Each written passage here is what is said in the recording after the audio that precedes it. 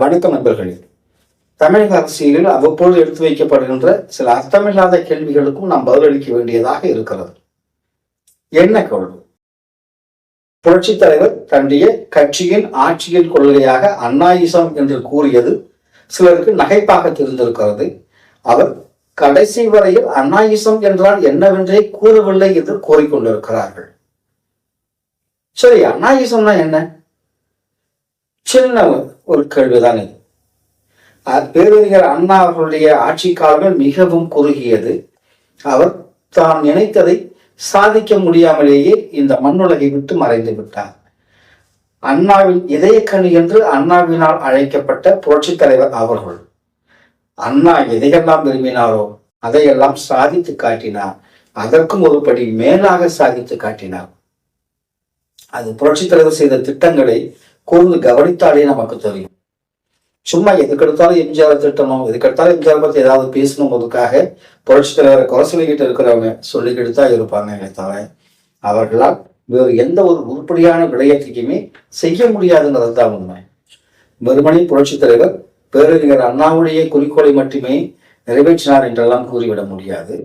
பெருந்தலைவர் காமராஜர், அயோத்திதாச பண்டிதர், சிவராஜ் பிள்ளை, மறைமலையடிகள் என்று இவர்கள் அனைவருடைய நோக்கங்களையுமே நிறைவேற்றினார் புரட்சித் தலைவர் என்றுதான் கூற வேண்டும்.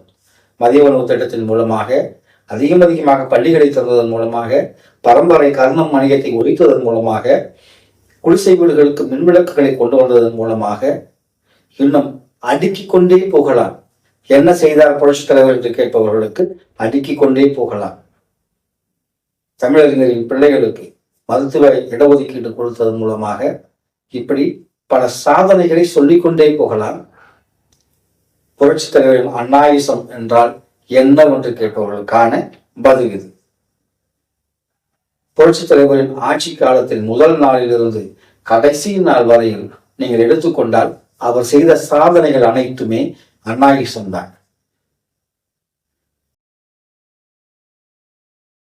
இனிமேல் போயிட்டு எங்கேயுமே நீங்க அண்ணாயிசம்னு சொன்னாரு, அதுக்கு பதில் சொல்லாமலே போயிட்டாரு, கடைசி வரைக்குமே சொல்லலைன்னா சொல்லிக்கிட்டு இருக்காதீங்க. புரட்சித் தலைவரின் ஒவ்வொரு நாளும் அவருடைய ஆட்சி காலத்தின் ஒவ்வொரு செயலும் அண்ணாயிசம் என்பதை மறந்துவிட வேண்டாம். இன்று இருக்கின்ற தலைமுறைக்கு புரட்சித் தலைவரின் சாதனைகளை மறைத்து விட்டு மழுங்கடித்து விட்டு அவரை பற்றிய ஒரு போலியான கெட்ட பிம்பத்தை கட்டமைப்பதற்காக இங்கு பலர் முயன்று கொண்டிருக்கிறார்கள் என்பதுதான் உண்மை.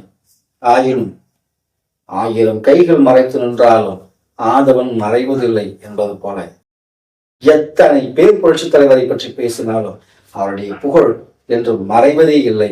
அண்ணாயிசம் தான் புரட்சித் தலைவரின் ஆட்சி, அண்ணாயிசம் தான் புரட்சித் தலைவரின் அஇஅதிமுகவின் கொள்கை என்பதை மறந்துவிட வேண்டாம்.